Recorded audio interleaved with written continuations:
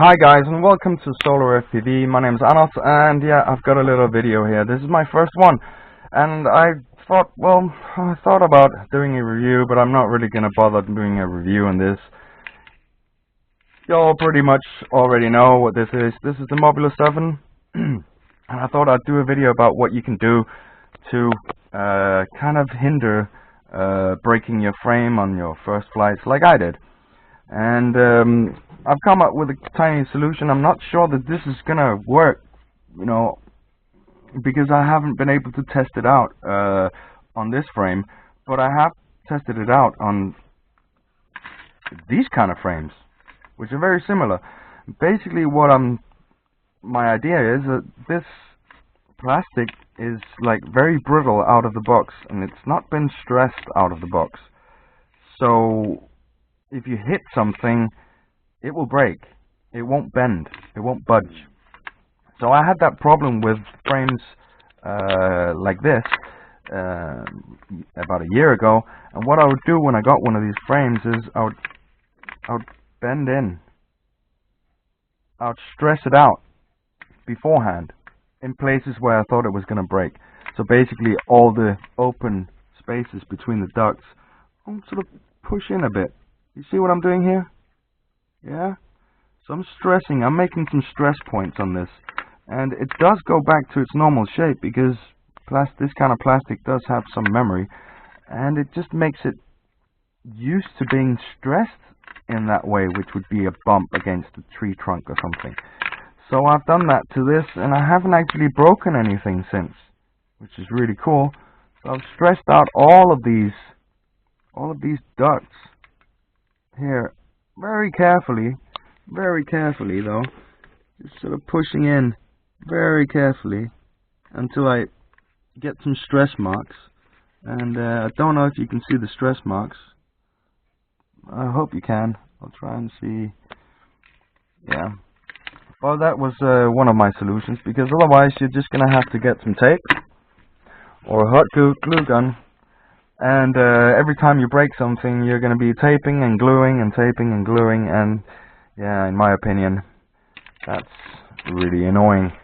And I really wish they had done some work on this frame, or do some work on this frame, either by making the ducts made of some thinner plastic that can give some more when you do hit something, so that they don't break, and they should think about where they put their struts for those.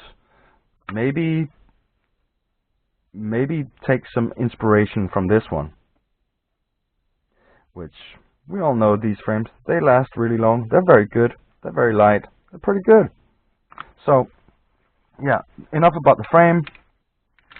Let's go to the back of it. So a lot of people have also been saying, oh, you can fly this 1S, but what do you do with the battery? Well, normally you would just have to put that little black thing in here and then just whack in one battery, and that should hold that one battery. But I found that it came loose. So my solution is basically I took one of these foam pieces that you have for your tiny whoops style quads here to fit the elongated cameras, where we had to do that little cutout mod to not elongated cameras, elongated batteries. Sorry, well, we had to do that little mod where we cut out this section here, and that, by doing that, we could basically put this foam thing in right here, and fit the batteries.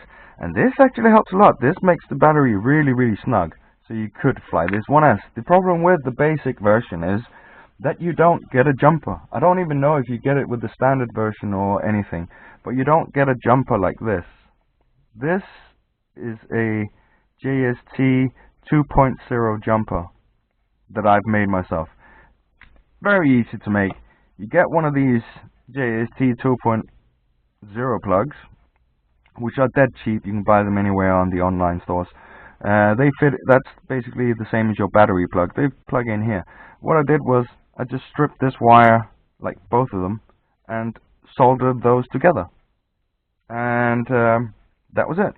Now, if you're not into soldering, and that was the whole reason why you got this kind of quad, then you could take a jumper from an old hard drive there are these tiny little jumpers that we used to put on for master and slave, and they should actually fit pretty nicely in here.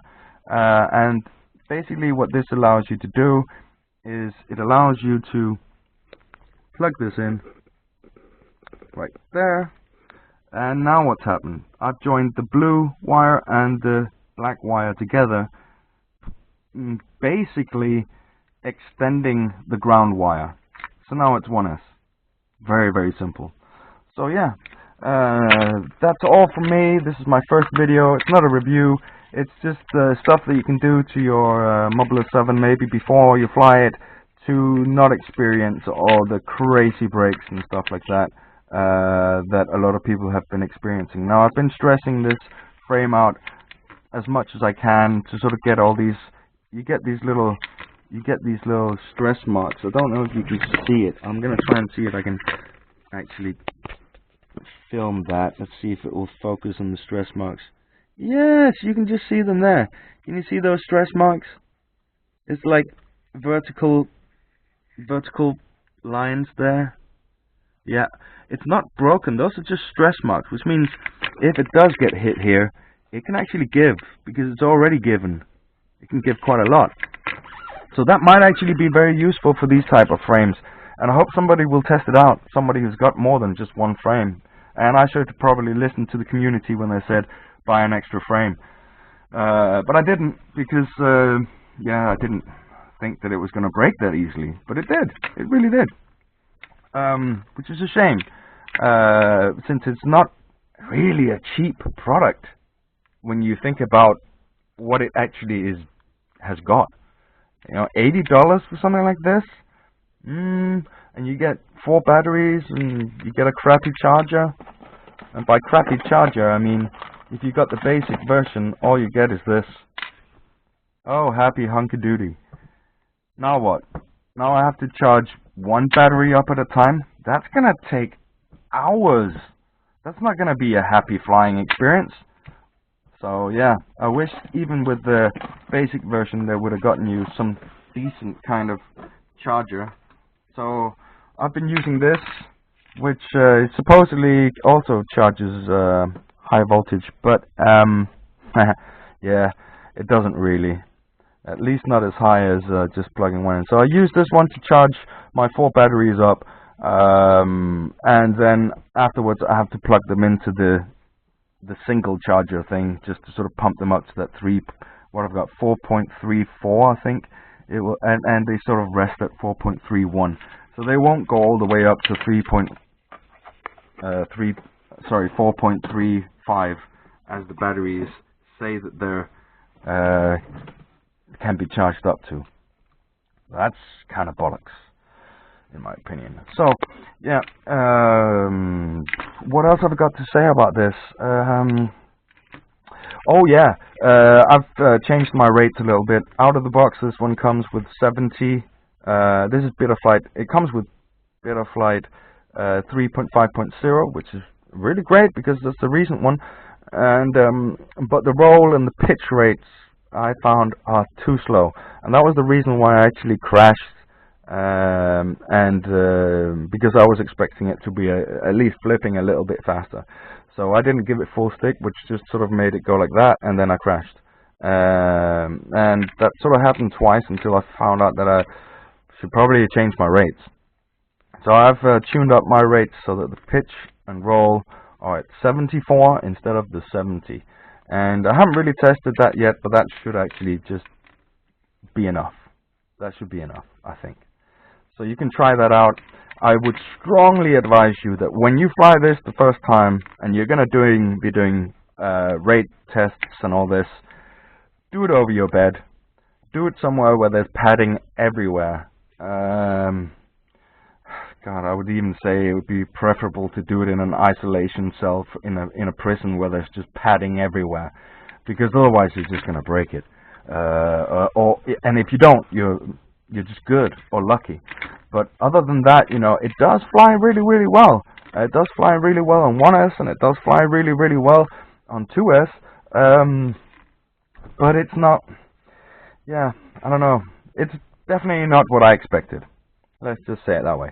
So I don't know. Should you get it? Shouldn't you get it? It's really up to you if you really believe all the hype, and which I also did and got one. But I kind of regret getting it now, except that I do like the components, and but I could have bought those on the side. You see, if I'm gonna have to keep on buying new frames for this, there's no point. I might as well just have gotten one that had a carbon frame. I might as well just have gotten a 2-inch, a 2.5-inch carbon frame quad and flown with that, because they're almost the same price. You might have to pay, they might be $100, $110, but if you have to spend like $5 to $10 on a new frame every week, then you can see it's gonna get up there very, very fast. So definitely watch out for that. I hope this video has been of use to you, and I hope you'll try and stress out the frame before you fly and see if that actually helps you not break it the first time like I did. Make sure that you do it very, very carefully, little by little, until you see the stress points, and until, you know, I've been doing it quite a lot. I've spent at least about 30 minutes or an hour doing it just while watching some YouTube. Yeah, go check out my playlist below. I have lots of people's content, other people's content in playlists, stuff that I think is very useful. You can go and check them out. Also go and check out what people I subscribe to. I try to subscribe to as many RC and drone and FPV related channels as I can on YouTube. And so I have a whole list of really, really good content providers you could subscribe to. Go and check them out and subscribe to them. And what else can I say? I also I plan on making weekly news, YouTube news, on what has happened during the week here. I'll probably start doing that next year because I'll have more time for that. And yeah, that's pretty much it. Hit the subscribe button and the bell, and as always, fly hard.